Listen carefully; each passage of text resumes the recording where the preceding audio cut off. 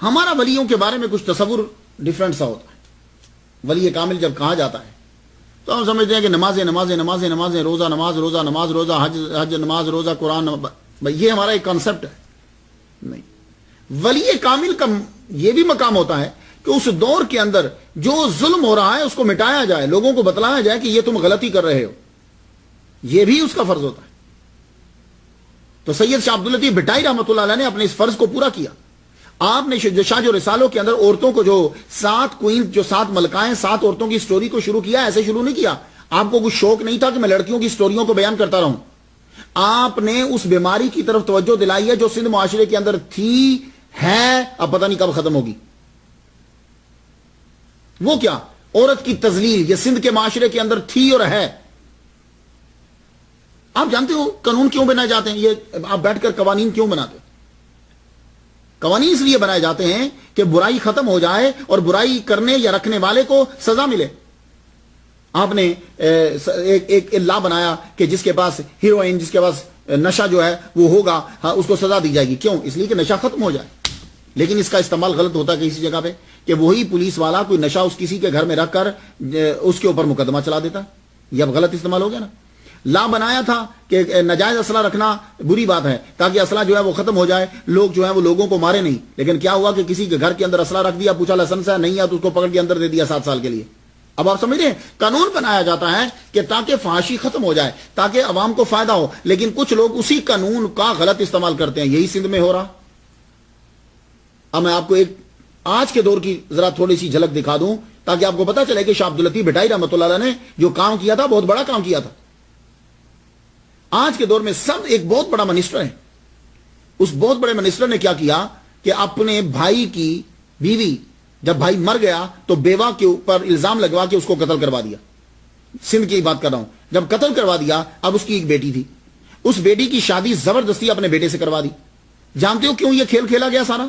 اس لیے کھیلا گیا کہ تاکہ بھائی کی ساری دولت میرے پاس آ جائے. اب وہ قانون کا استعمال کیا گیا غلط، اور صرف اس دولت کو ہٹانے کے لیے. اس کے علاوہ ایک اور چیز وہاں جو ظلم ہو رہا ہے عورتوں کے اوپر، اب بھی ہو رہا ہے، وہ ہے قرآن مجید سے شادی کر دینا.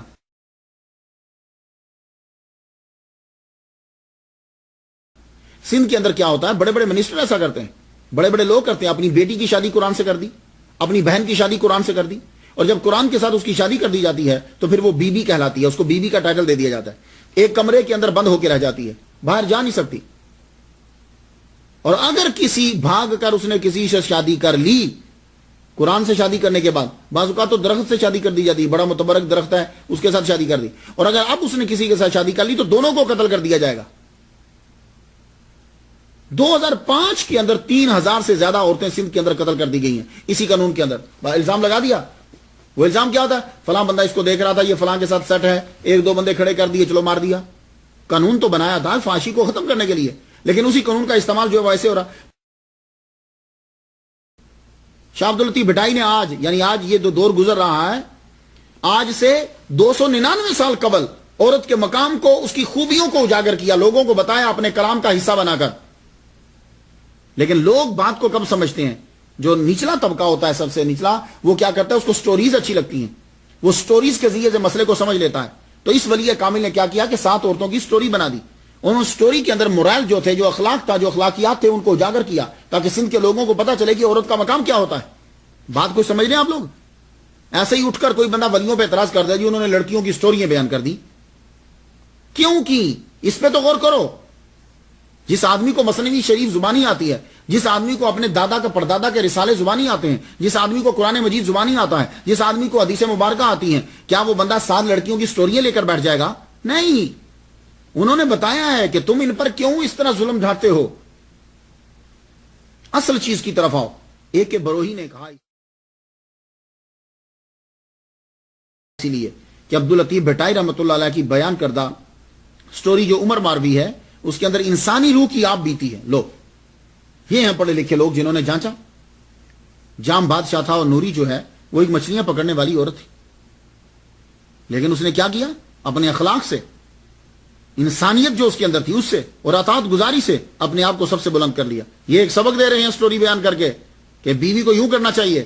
ڈاکٹر عمر بن محمد پوتا کہتے ہیں کہ کہ میں شاج و رسالوں کو 4 حصوں میں تقسیم کرتا ہوں: لیریکل، موسیقی، ڈسکرپٹیو، ہسٹوریکل، اسپرچول. تو مقصد اصل میں آپ کا یہ تھا کہ عورت کو کم تر نصیحت کا مقام جو ہے وہ بلند کیا. یہ کریڈٹ آپ کو پتا ہے کس کو جاتا؟ اسلام کو جاتا. آپ سن کر بڑے حیران ہو جائیں گے. شاہ عبداللطیف بھٹائی رحمۃ اللہ علیہ نے جو تبلیغ کی ہے وہ بڑی امپورٹنٹ ہے. یہ سندھ کے آج کے لوگوں کو بھی چاہیے کہ صرف عرس منا کر ہی اپنی عقیدت کا اظہار نہ کریں. جو انہوں نے کہا ہے اور کیوں کہا ہے پورا کریں. میں آپ کو بڑی دل